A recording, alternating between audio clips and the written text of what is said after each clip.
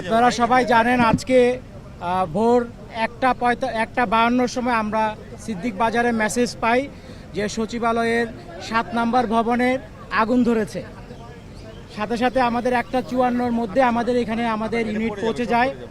এই পর্যন্ত আমাদের এখানে 19টা ইউনিট নিয়োজিত করা হয়েছে, বাট এর মধ্যে আপনার 10টা ইউনিট ফিজিক্যালি কাজ করেছে, কারণ এখানে গাড়ি প্রবেশে কিছু সীমাবদ্ধতা আছে।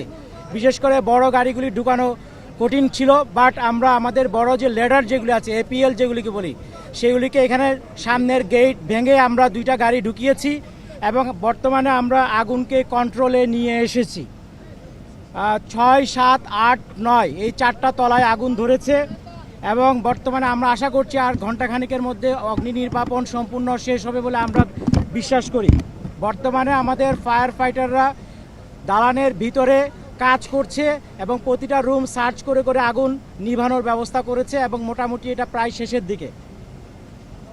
আমাদের এই পর্যন্ত এখানে প্রায় 211 জনের একটা জনবল নিয়োজিত হয়েছে এবং একটা দুঃখজনক ঘটনা ঘটেছে। সেটা সকালবেলা যখন ফার্স্ট আওয়ারে এসে আমাদের একজন ফায়ার ফাইটার পানির পাম্প থেকে লাইন সংযোগ করছিল, ওই সময় রাস্তা পার হওয়ার সময় একটা দ্রুতগামী ট্রাক তাকে আঘাত করে এবং তাকে হাসপাতালে নিয়ে যাওয়ার পর ঢাকা মেডিকেল হসপিটালে তাকে মৃত ঘোষণা করা হয়। ইন্না লিল্লাহি ওয়া ইন্না ইলাইহি রাজিউন। আর এখন পর্যন্ত আমাদের যতটুকু জানতে পেরেছি, এই ভবনে আভ্যন্তরীণ সম্পদ বিভাগ, আর্থিক প্রতিষ্ঠান বিভাগ, ডাক টেলিযোগাযোগ তথ্য প্রযুক্তি, শ্রম ও কর্মসংস্থান, যুব ও ক্রীড়া, স্থানীয় সরকার, পল্লী উন্নয়ন ও সমবায়, সড়ক পরিবহন সেতু বিভাগ রয়েছে। আমাদেরকে জানানোর মতো এই পর্যন্ত আপডেট। সম্পূর্ণ শেষ হওয়ার পর আপনাদেরকে ডিটেলস একটা আমরা আপডেট দিতে পারবো। সবাইকে অনেক অনেক ধন্যবাদ। জাহিদ ভাই, একটুখানি জানার বিষয় যে কোন ফ্লোরগুলো, মানে কোন তালাগুলো বেশি ক্ষতিগ্রস্ত হলো এবং ওই এখানে পুরোটা পুড়ে গেছে কিনা? পুরাটা পুড়ে গেছে কিনা আমাদের একটু পরে বলতে পারবো, বাট আমাদের বেশিরভাগই ক্ষতিগ্রস্ত হয়েছে। 6, 7, 8, 9ও আমাদের এখন কাজ চলছে, ফায়ার ফাইটাররা আগুন নিভানোর কাজ করছে। বাট এটার বেশি কারণ সম্ভবত ইন্টেরিয়র ডেকোরেশন ছিল এবং যে বিদ্যুৎ লাইন যেটা আছে, যখন এক জায়গায় আগুন ধরলে বিদ্যুৎ লাইনের মতো সব জায়গায় ছড়ায় পড়ে, এটা হতে পারে। বাট ইনিশিয়াল কারণ আমরা এখনো বের করতে পারি নাই।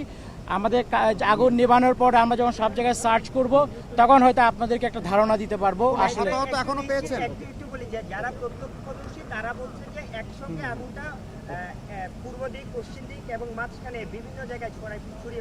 আমরা যতটুকু জানতে পেরেছি 3টা জায়গায় একসাথে আগুনের ইয়েটা দেখা গেছে। এটা অনেক সময় হয় কি, যখন স্পার্কিং হয়, যদি বিদ্যুৎ লাইনে শর্ট সার্কিট হয়, এটা হতে পারে।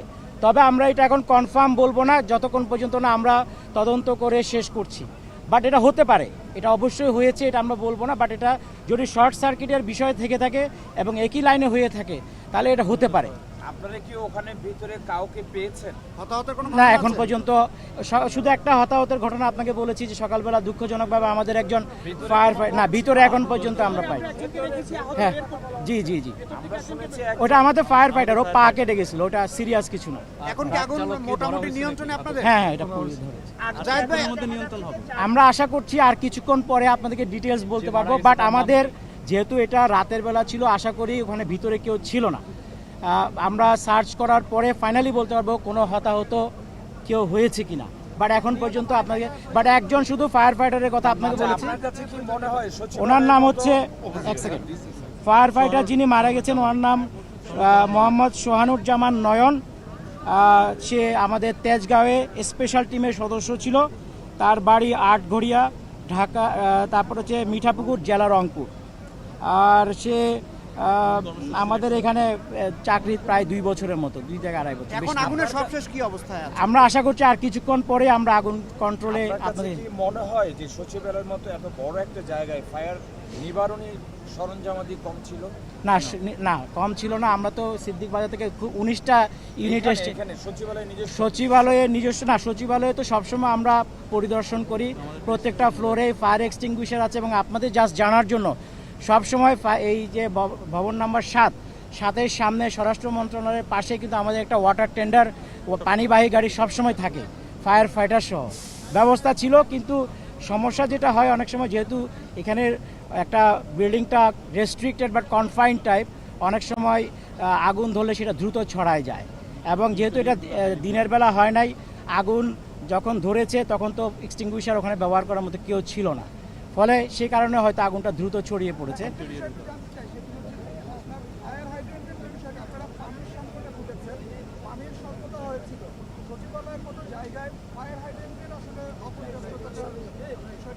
না, আমরা এখানে এসে আপনার এখানে ওসমানী মিলনায়তন থেকে আমরা পানির সাপ্লাই পেয়েছি, ওখান থেকে নিয়ে রিজার্ভার থেকে নিয়ে এসেছি। এখানেও বেশ কিছু রিজার্ভার ছিল, ওখান থেকে পানি সংগ্রহ করেছি। এবং আপনারা দেখেছেন, আমি ঠিক জানি না, ওয়াশার গাড়ি কিন্তু টাইম টু টাইম এসে আমাদের পানির সাপোর্ট দিয়ে গেছে। পানির সাপোর্ট আমাদের ছিল যথেষ্ট, পানির সাপোর্ট নিয়ে কোনো সমস্যা হয়নি। মানে তাহলে 20টা ইউনিট এত সময় দেরি হওয়ার কারণটা ওই যে বললাম, ওখানে তো কনফাইন্ড এরিয়া, রেস্ট্রিক্টেড এরিয়া, প্রত্যেকটা রুমই তো বদ্ধ অবস্থায় আছে, বন্ধ ছিল, প্লাস গ্লাসগুলি লাগানো, ফলে বাইরে থেকে যেন আমরা টিটিএল লাগিয়েছি, বাইরে থেকে তো আমরা পানি দিতে পারি নাই। যদি গ্লাস খোলা থাকতো, ফলে দেখবেন আপনারা অনেক ক্ষেত্রে আমরা গ্লাস ভেঙে ভেঙে ভিতরে পানি দিয়েছি। এবং যেহেতু ইন্টেরিয়র ডেকোরেশনও ছিল, এবং বিদ্যুৎ লাইনে যদি কোনো কারণে আগুন দেয়, যেহেতু বিদ্যুৎ লাইন তো এক জায়গা থেকে আরেক জায়গায় ছড়ানো, ফলে স্পার্কিং করে আগুনগুলি ছড়িয়েছে। বাট আমরা সর্বোচ্চ চেষ্টা করেছি যত কম সংখ্যক রুম নষ্ট হয় এবং আগুনটা যেন নিচের দিকে আসতে না পারে। 6 তলা থেকে ধরেছে, 6-এর নিচে যেন আসতে না পারে। কয়তলায় বেশি ক্ষতি হয়েছে? আমাদের ধারণা এখন পর্যন্ত 7-8 সম্ভবত 9ও হবে, বাট আমরা এখনো তো কমপ্লিট করি নাই, করলে আপনাদেরকে ফাইনালি বলতে পারবো। আমরা অনেক সময় দেখি এরকম বড় দুর্ঘটনার ক্ষেত্রে হেলিকপ্টার দিয়েও অনেক সময় পানি দেওয়া হয়, এখন সেটা না, আসলে ছিল। এখানে আসলে এরকম প্রয়োজন feel করি না। নিয়ন্ত্রণ কয়টা নাগাদ আসতে পারে আপনার? আমরা আশা করছি আর আধা ঘন্টার মধ্যে আমরা ক্লিয়ারেন্স দিই, আশা করি। আচ্ছা, ওটা আশা করি ফিউচার। আচ্ছা, হ্যাঁ, আপনার নিয়ন্ত্রণ, কারণ তারপরে আবার প্রত্যেকটা রুম সার্চ করতে হবে, বিষয় আছে। আপনার